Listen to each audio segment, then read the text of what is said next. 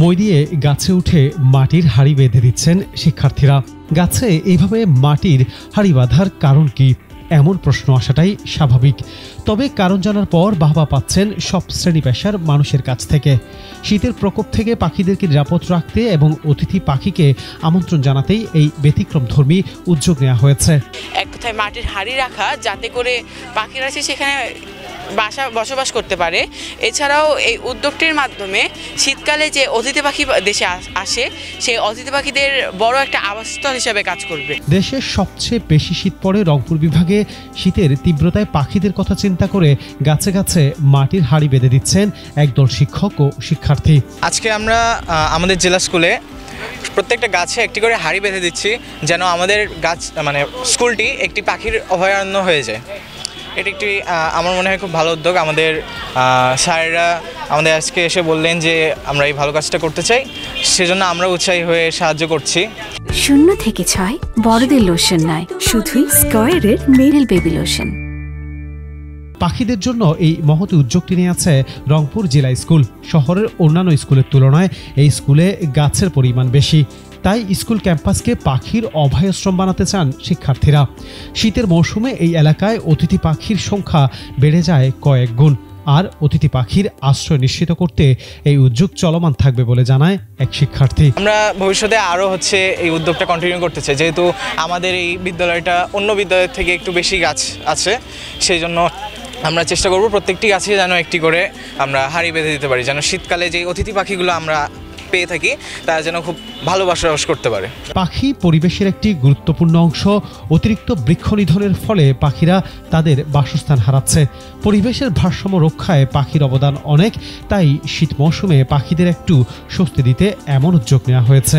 বর্তমানে বাংলাদেশে সহ পুরো বিশ্বে যে পরিবেশ দূষণ হচ্ছে, পরিবেশ দূষণের অন্যতম কারণ হলো আমরা গাছ কেটে ফেলছি, ফলে আমাদের পরিবেশের ভারসাম্য নষ্ট হচ্ছে। এর আরেকটি দিক হলো পরিবেশ দূষণের ফলে আমাদের হচ্ছে কি, আমরা পাখিরা যে বসবাস করতো পাখিরাও তাদের বাসস্থান হারাচ্ছে। আমরা কি চাই যে পাখিরা ছাড়া আমাদের পরিবেশ কিন্তু সুন্দর লাগে না। আমরা অবশ্যই চাই যে আমাদের পরিবেশে পাখি থাকুক, এক কথায় আমাদের পরিবেশে সকল ধরনের জীব থাকুক, যাতে করে আমরা একটি আদর্শ এবং সুন্দর পরিবেশ পেয়ে থাকি। শিক্ষার্থীরা অনেকটা আনন্দমুখর পরিবেশে ক্যাম্পাসের গাছগুলোতে সুন্দর করে ঝুলিয়ে দিচ্ছে পাখির বাসার মতো এসব হাঁড়ি। এই মহৎ উদ্যোগের সাথে যুক্ত হতে পেরে বেশ ভালো লাগছে বলে জানান অনেক শিক্ষার্থী। আমাদের স্কুলে এমন প্রত্যেকটি গাছে হাঁড়ি বাঁধা হচ্ছে, তো এটা দেখে আমার খুবই ভালো লাগছে। কারণ এখানে যে পাখিরা আসবে তারা এখানে একটা সুন্দর স্থান পাবে এবং তারা খুব ভালোভাবেই এখানে থাকতে পারবে।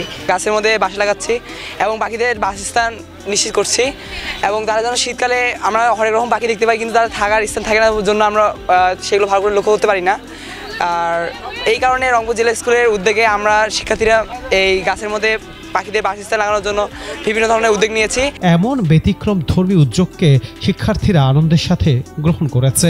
পাখির বাসা বেঁধে দেওয়ার জন্য সবাই গাছে উঠতে চায়, তবে একটি গাছে একজনের বেশি ওঠার সুযোগ নেই বলে জানায় স্কুল কর্তৃপক্ষ।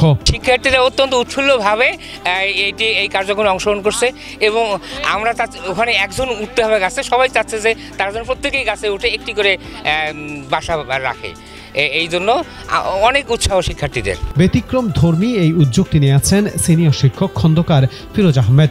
পরবর্তীতে তার সহকর্মী শিক্ষক ও শিক্ষার্থীদের সাথে নিয়ে তা বাস্তবায়ন করছেন। আগামীতে এখানে আসা পাখিদের জন্য খাবারের ব্যবস্থাও করবেন বলে জানায় এই শিক্ষক। আমাদের উত্তরবঙ্গে প্রচণ্ড রকমের শীত, এই শীতের জন্য পাখিদের জন্য কিছু একটা করা, এর জন্য ফার্স্ট আমি উদ্যোগটা নিয়েছি এবং শিক্ষার্থীদের মাঝে কথা বলে তাদের সহযোগিতা নিয়ে আজকে লাগানোর উদ্যোগ গ্রহণ করেছি, এবং এরপরে আমরা পাখিদের জন্য খাবারের ব্যবস্থা করব।